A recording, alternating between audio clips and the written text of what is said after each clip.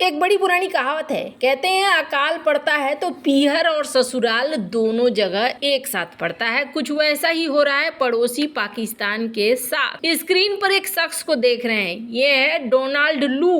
Donald लू ने एक ऐसे समय में जब तालिबान पहले ही धमका रहा है और भी बड़ा बोझ डाल दिया है पाकिस्तान के ऊपर। जानेंगे अमेरिका का अब कौन सा तांडव पाक पर चल रहा है। जहां एक तरफ ये सब कुछ चल रहा है तो वहीं दूसरी तरफ क्या भारत अपनी रैंकिंग जारी करेगा। जियोपॉलिटिक्स में बहुत कुछ चल रहा है, हमेशा की तरह जानने को मिलेगा बहुत कुछ। आइए जानते हैं इन खबरों को विस्तार से। स्क्रीन पर एक स्क्रीनशॉट देख रहे हैं। कल हमने आपको एक खबर दी थी जिस खबर में बताया था दुनिया के खुशहाल देशों की लिस्ट आ गई है और हम टॉप 10 में नहीं है। चलो इतना तो संतोष हो जाता है कि टॉप 10 में भारत नहीं हो सकता है और उसके लिए भारत सोचता भी नहीं है कि हम टॉप 10 में अभी के अभी पहुंच रहे हैं। एक समय आ सकता है जब टॉप 10 में हो, पर भारत माली से भी ज्यादा दुखी है, म्यांमार से भी ज्यादा दुखी है, केन्या से भी ज्यादा दुखी है, गाम्बिया से भी ज्यादा दुखी है, नाइजीरिया से भी, ईरान से भी, यूक्रेन से भी और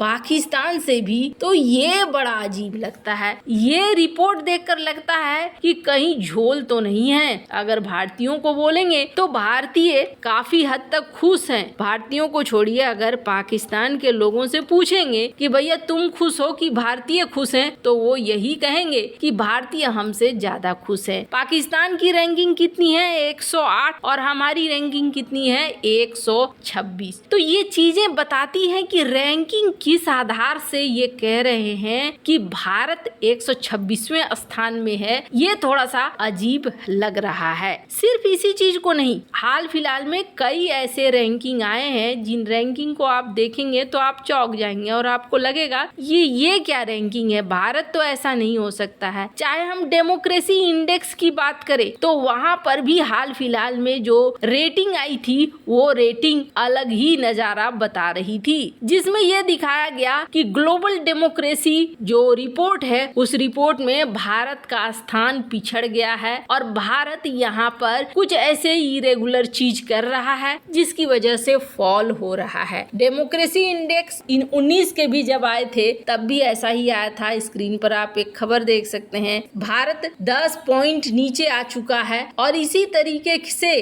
कई सारी रिपोर्ट्स आती हैं। इसमें कोई बड़ी बात नहीं है। स्क्रीन पर एक आर्टिकल देखिए, लिबरल डेमोक्रेसी इंडेक्स, यहाँ पर भारत कितना है? 104। किसके बीच में है? नाइजर और इवरी कोस्ट, इन दोनों देशों के बीच में है। ये स्थिति है क्या भारत की? भारत में रहने वाले ही नहीं, विदेश में भी रहने वाले इसी बात को सोच रहे होंगे कि ये जो रिपोर्ट बनाई गई है ये रिपोर्ट किस आधार पर बनाई गई है। या तो ऐसा लगता है जैसे कि माइंड में पहले से ही एक धारणा बना ली गई है कि भारत का इंडेक्स इसी के आसपास होना चाहिए, या फिर ये जो डेटा है ये डेटा गलत है। भारत ने भी कई बार इस चीज को पहले भी कहा था। स्क्रीन पर आप देख सकते हैं जिसमें भारत ने कहा था कि ये जो इंडेक्स आ रहे हैं ये इंडेक्स ठीक नहीं है, गलत है। भारत की छवि को खराब करने के लिए खास तौर पर इस तरीके के इंडेक्स जारी किए जाते हैं। पर अब भारत ने उस समय भी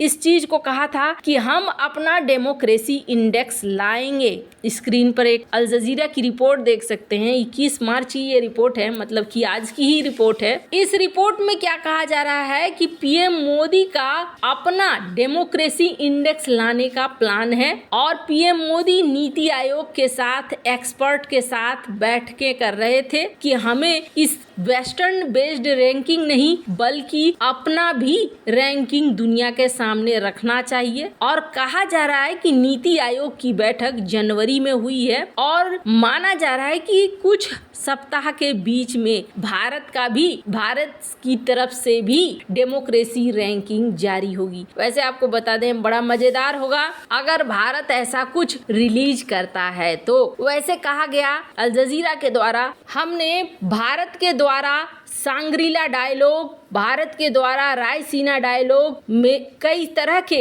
जो सबमिट थे उसमें भी सवाल किए, पर भारत ने अभी इसका कोई जवाब नहीं दिया है। पर ऐसा लगता है कि भारत अपना डेमोक्रेसी इंडेक्स लाएगा। वैसे अल जजीरा इंतजार कर रहा है। अब अगर ऐसी बात है तो हम लोग भी इंतजार कर रहे हैं कि भारत क्या लाता है, और देखने वाली बड़ी मजेदार बात होगी। खैर, जहां एक तरफ ये सब कुछ हो रहा है तो वहीं दूसरी तरफ पाकिस्तान पहले से ही फंसा हुआ है। पाकिस्तान के बलूचिस्तान प्रांत में मंत्री हैं जन अचकजई। इन्होंने सोशल मीडिया पोस्ट में टीटीपी और आतंक से कड़ाई से निपटने की बात कही। अचकजई ने कहा था कि अगर पाकिस्तान को अफगानिस्तान से आतंकवादी हमलों का सामना करना पड़ा तो बदख्शां में वकान गलियारे को जीतने के लिए संभावित पाकिस्तानी कार्रवाई की जाएगी। और इस पोस्ट का जवाब दिया है खुरासानी ने धमकाया कि टीटीपी की तरह पाकिस्तान के